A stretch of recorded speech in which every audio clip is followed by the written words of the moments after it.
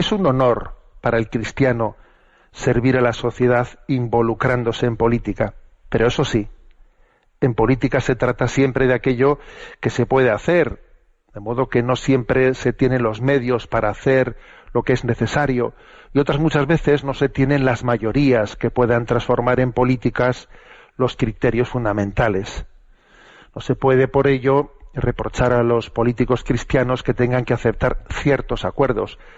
Hay, eso sí, algunas decisiones a las que, por motivos de conciencia, ningún político cristiano debe asentir jamás. Ningún político puede disponer de los valores esenciales de la vida, de la persona, vida, libertad y dignidad, así como tampoco hacerse llamar cristiano y al mismo tiempo contribuir a que el medio natural para la vida de su país sea destruido.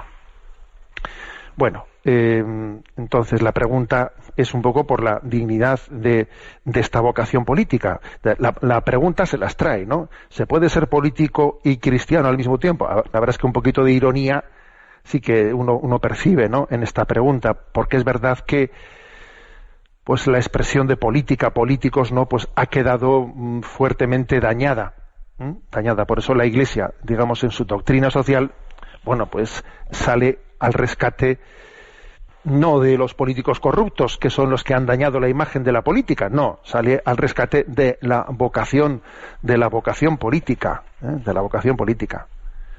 Por cierto, que en la visita que nuestro presidente de gobierno realizó el sábado, ¿no?, pues a la Santa Sede, la verdad es que ahí se produjo algo insólito, algo insólito. Y es que el Papa Francisco improvisó un discurso sobre la política, sobre la vocación política, en presencia allí de 10 minutos, además, una improvisación de un discurso delante de Pedro Sánchez, de su esposa y de un pequeño reducido grupo de personas que les acompañaban. Había una gran expectación sobre lo que allí podía decirse y acontecer, porque en este momento, pues digamos, existen una serie de temas muy delicados, ¿no?, en las relaciones Iglesia-Estado, que obviamente habrán sido tratados, no en este encuentro con el Papa, sino obviamente en otros ámbitos, ¿no? Y entonces en esa escenificación, en si se podía utilizar o manipular esa visita al Santo Padre, pues para porque hoy en día sabemos que se manipulan las fotos, ¿no? Se manipulan los encuentros intentando extraer de ellos pues una especie de lectura soterrada de que mira, yo he estado con lo cual pues sí que él me bendice, ¿no? Bueno, pues el Santo Padre, yo entiendo que para que ese encuentro no estuviese sometido a posibilidad de manipulaciones, hizo algo inusual, como digo, ¿no? Algo inusual, que es allí pronunciar un discurso en el que alertó sobre las ideologías que desfiguran la patria.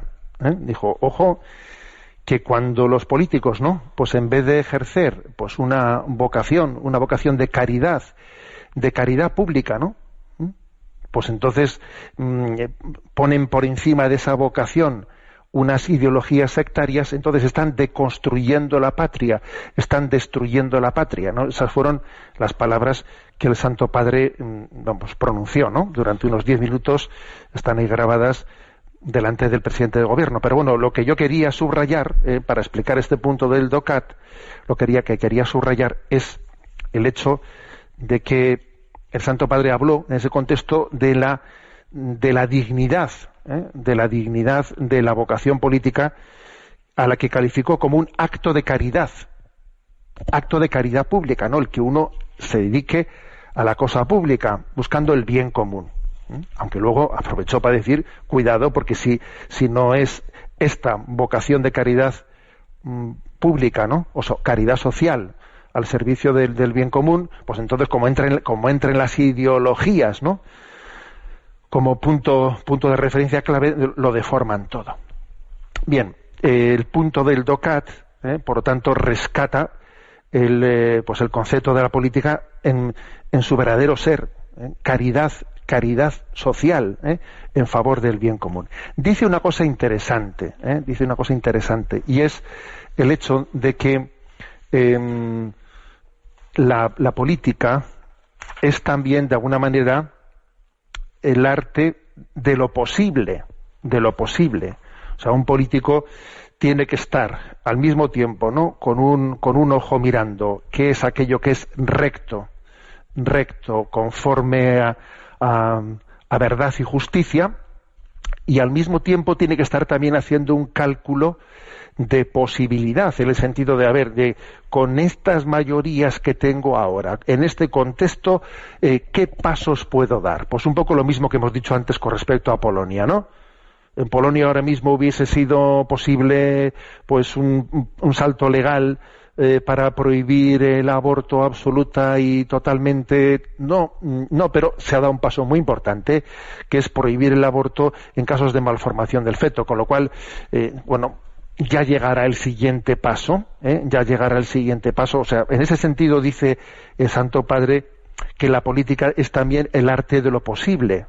Uno siempre tiene que buscar, ¿no?, el ser conforme a justicia y a verdad, pero al mismo tiempo caminando hacia ello según las posibilidades prácticas que haya.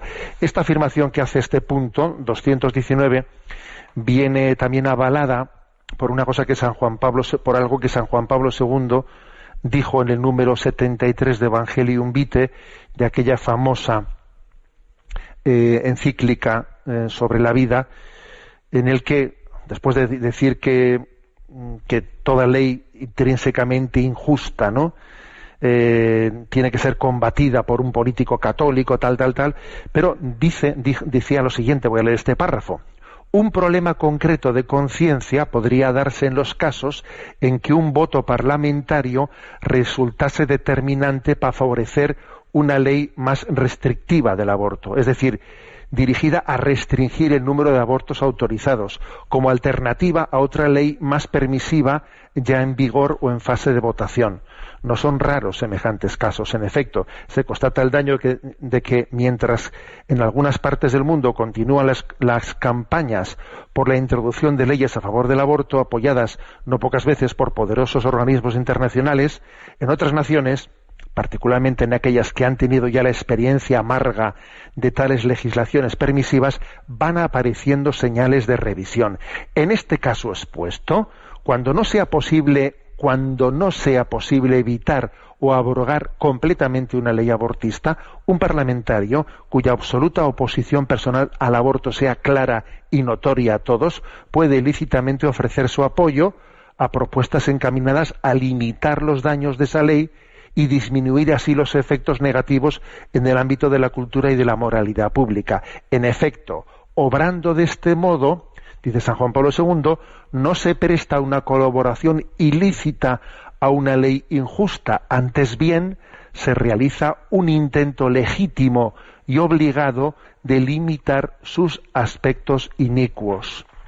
O sea que puede ocurrir que un político, en ese gestionar, ¿no?, pues ese camino hacia el bien común, pues cuando existen tantas leyes inmorales, tenga que estar bregando, haciendo también un juicio de practicidad, de decir, a ver, ahora he puesto el caso del aborto, pero puede haber muchos casos más, ahora, por desgracia, es imposible una ley que defienda íntegramente, plenamente el derecho a la vida. No podemos conformarla, no existe aquí la mayoría suficiente. Yo he dejado claro públicamente que estoy en contra de todo tipo de aborto. Bueno, pues sin embargo voy a apoyar esta otra ley más restrictiva, que, aunque yo en absoluto doy por bueno lo que permite, por lo menos restringe un mal mayor. Esto es lo que dice San Juan Pablo II en ese punto 73 de Evangelium Vitae.